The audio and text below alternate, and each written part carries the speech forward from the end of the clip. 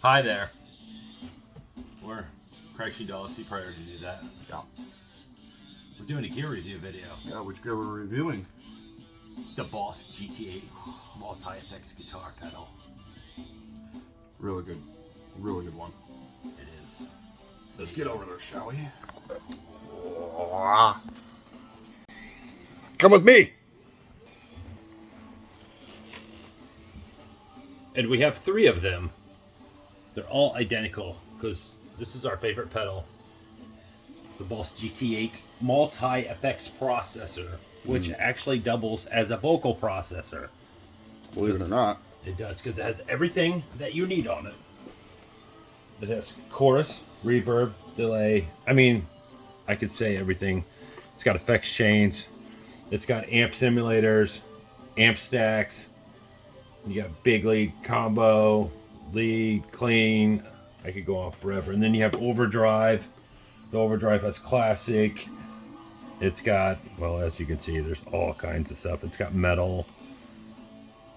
Everything that you can see on here. It's like all kinds of stuff. And then you have the drives. Then of course you have your gain, your bass, middle, treble, presence level, patch levels, EQ. Of course it's got your wah. You can loop on it. Effects 1, effects 2. It has a master. It has a control pedal over here that you can control wah wah, volume, multi effects. Also, let's look at the back. Yes. All kinds of cool stuff here. You got your input here. Got your volume, which is the max volume of overall. So if you have this turned up, which is also constitutes as volume as well, if you have that turned up, you can also boost it massively through this, which don't do it unless you know what you're doing. There's like a massive preamp in there. Yeah. You got your outputs here. You can also plug a headset in. You got your other loops. Amp control sub. Your digital output, meaning you could probably plug it into your computer or something, I'm guessing. I don't know. Mike, is that right? Yeah, we do plug it in our computer. And you got your midis. Yes. And of course, you got your power. Your power button. Yes. And we use it as both for guitars, and we use it as a vocal processor, as I said, because it does work excellent as a vocal processor. Yeah, a lot of the vocals I do comes from this thing. Yeah. Because you can put it all clean and then build it up if you want some reverb and some delay or a little distortion to get like a Marilyn Manson type vibe or whatever you want. Yeah. So, and we have 3 of these because we like them a lot. Because I'll use one if we're playing, and then he'll use another one for his guitar, the way he wants it set up. And but there's an extra one if you want to do vocals. And that's what we. If you really want to get creative, you can also use one of these for a bass. Yes, and we do run the bass through it too. Yes, that's where the bass goes through too. And down here we have this old mic. This is a Natty Star Power. It's beat to hell. Star Power 1. But we like the sound of it. As you can see, it's been dropped a few times. Yeah, it's still old. Works. It works. It's like an army tank. Yeah. And then we got this one. This Brand new one. EV Cobalt CO9. And these are really nice. These these are really touchy for yes. For not being a condenser and being a dynamic. They really pick up really good. And they're more, you don't have to get on top of it. You can get on the sides of it and it picks it up really good. And, that's pretty cool. There's times where I had to use this mic and I had to back up really far away from the microphone because when I sing, I'm loud. And they're pretty affordable. Like we got it on sale on President's Day. I think it was Musician's Friends. They were having some crazy deal for like $30, but you can pick them up regular for about $80. Yeah. Which isn't too bad because they're pretty sturdy too. And then we got like, as you can see, we got a bunch of acoustic guitars here, everywhere. This is basically our studio. Yeah. This is where we do all our work in. That's Claire. That's Claire. She's our mascot. But like this one's an electric. an acoustic. That's an electric acoustic. But some of these all the acoustics have different sounds because they're different brands. So we do have this Dean Markley pickup, and it's spongy. It just slides in here.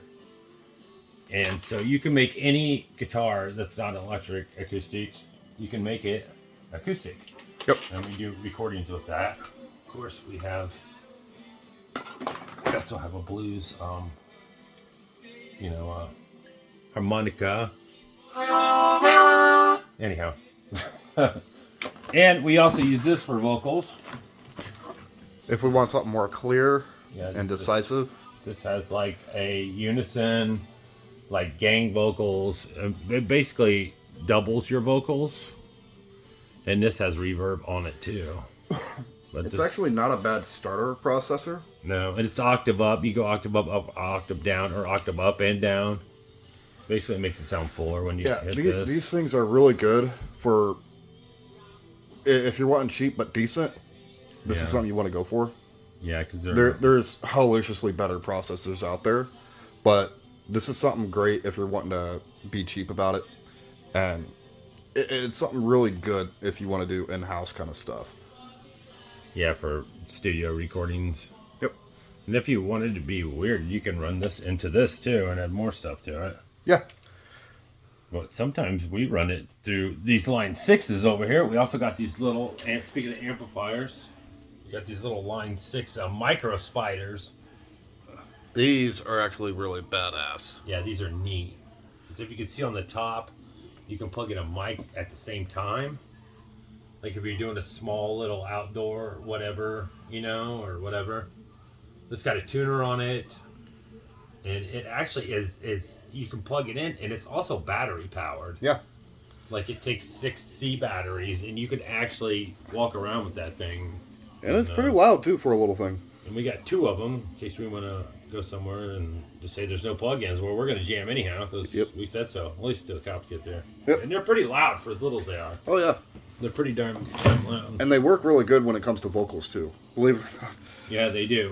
And it's got a good bluesy tone too on guitar. And we've ran vocals through that too. Yeah. Yeah. And we also got these Marshalls over here. And they get a good sound too. They're even louder than the Line 6s. Yeah. They're powerful little buggers. Yeah, they are.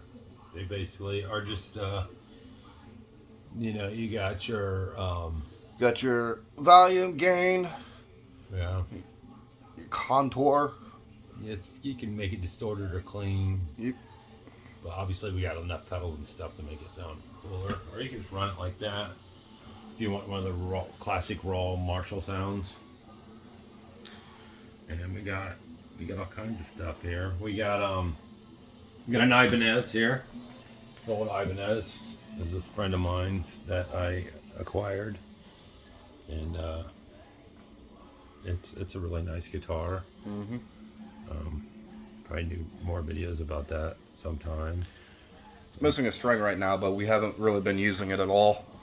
No, I've been working on it. This is an Esteban acoustic that plays really good, and I got that with the case. I think I paid used, it was like $80. I didn't have high expectations of it, but it sounds really good actually. And this one, I don't know how to pronounce this one. Was it Area or whatever? Believe it or not, it's dusty because we haven't used it, but somebody threw this away. I don't think they thought it worked. And down here, I don't think what they realized is there's a battery that goes in it here. So it wasn't really broken.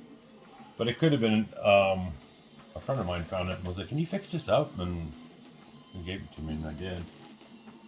But I had to glue this back in here, and this needs some work. But a bunch of minor work in it sounds pretty decent it was free. We have this Indiana guitar here. I bought this at a garage sale, believe it or not, for $10. And I've never heard of an Indiana guitar, but that's the main acoustic that we play, isn't it? I'm guessing so. Most of the time, I do anyhow. I got this Takamine. This is an electric acoustic. It's pretty good. We got that Con. That's a Con. I found that at a thrift store type place. It plays pretty good too. Yeah, not bad. And we have the Sam's bass guitar there. Yeah, we got my bass guitar. It's a Dean. It's a It Dean. plays really good. Yeah, surprisingly. I only bought it for 140, Yeah, it's something like really that, from good. Guitar Center. Mm-hmm. I pull this thing out every now and then when we need to. Yeah. It plays really good, surprisingly. He does most of the bass stuff. Yeah. Then we got this Jackson here. This is our, what is this tuned to? The Black Sabbath. Yeah, C sharp. That's C sharp, and it stays in that. Yep. And this is a good metal guitar to record with. Oh, yeah. I think Sam has recorded all our originals on this, most of them. Yeah, I most of think them. yeah. most of them. Then a lot of the covers, I think he did the Marilyn Manson covers on here. I also did, Quite a few, didn't you? what was the other one? The other C sharp, it was a black, oh, Paranoid, that's right. Oh yeah, he did Paranoid on I did there. Paranoid on that thing. Yeah. It's a good metal guitar. And to think I almost sold that one for $300, and I'm glad I didn't. And then we have some rarer guitars like this one.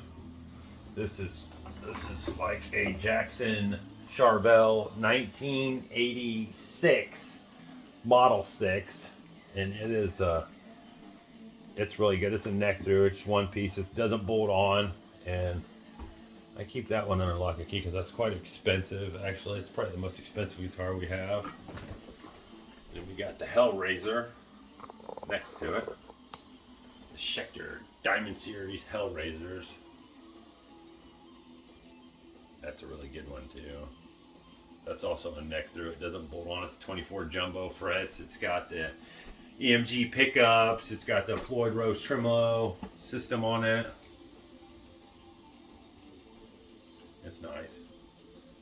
And beside that one, we got an old Charvel that I believe was an early 90s model that I found in a music store. A little mom and pop music store, and I had to grab that one up because that sounds pretty badass too. I don't even know if they make those ones anymore. And then beside that one, we got two more Hellraisers. We have a Hellraiser. He's obsessed with Hellraisers. I am obsessed with Hellraisers. You can pick those up for about $1,200 to $1,500. Get a used one maybe for about $8 or $9. That's in decent shape. But those hardly ever kick out of tune. They're like a workhorse. They're versatile because of their pickups and the knobs and stuff. They pull up and you could play metal, blues, whatever you want on it. Yeah. So they're pretty nice. Sam's got a keyboard down there. And we got a Yamaha. And that sounds really good. Yeah. It's got drums on it, every kind of drums. It's got, they can make it sound like a grand piano, a church organ, a synthesizer. Yep. It also has the normal outputs you would find on a normal amp. Yeah. MIDI outputs, headphones, etc. Yeah, you can line it right into a recorder. Sounds great. It really sounds like a piano. Because I have one somewhere in the closet and it doesn't sound, this one sounds better. Yeah, it's just pro stuff when it comes to pianos. Yeah, it's really good. It's nice. Not bad for a little thing. Then we got some recorders here. Down here. We got some Roland VS880EXs. We actually got 3 of them. This man won't stop buying these. I won't. This is what we primarily use Yeah. to record all our stuff on. And then we run it in. We record it. We run it into a computer, and we turn it into an MP3. And then if we want to put a video, then we insert the MP3 audio into an MP4, and then that's how we do it. Now, mind you, these can hold a lot of space. Yeah, they got 3 hard drives a piece inside of them. Yeah. When they came out, when they were originally made, they were like $2,000 a piece. Mm-hmm. You can pick them up now for a couple $100. But I mean, we're not talking like we're not talking 15, 16 songs. We're talking like what, 100, something like that. I don't know how much it depends how long the songs are, but you can fit a lot of stuff in it. Yeah. Sure can. Like these have massive amounts of space on them. One of them is actually pretty much full. Yeah, we filled one of them up pretty much. Yeah. know if we're really forgetting anything, but that's the majority of what we're working with here. Yeah. And people kept asking, so we thought we'd do a little a video here and show you what we're. So we have a pretty good choice of guitars, and depends on what kind of song we're playing on, which guitar we're gonna pick. Like if I'm writing something really heavy, I'll most likely end up picking up the Jackson, or maybe one of the Hellraisers, depending on the tuning. Yeah. So. He really likes that Jackson over there, though. The C sharp one, he likes that one for the metal stuff. Yeah, I prefer a C sharp or drop D C tuning. That's my preferred choice. But I can still write some pretty gnarly shit on standard tuning, though. Yeah, but we have pretty good choice of guitars on Yeah. what we want to do, and if we play out, we have plenty of backups. The Hellraisers always go. Yeah. In case we break a string, we just grab another one, and we don't have to worry about that. Or if the guitar malfunctions or something. Yeah. I mean, and like The only thing we don't have really is a drum kit. Yeah. Unfortunately. We don't have a real one. No, we don't have the room for it. Anyhow. Not yet. That's pretty much what That's we're it. working with. Yeah. So, I hope you enjoyed the video of our gear review. And if we get new stuff, we'll make a new video out of it. Yep. Testing it out, messing with it, things like that. So, bye. Bye. Thanks for watching, man. Keep an eye on you. Oh.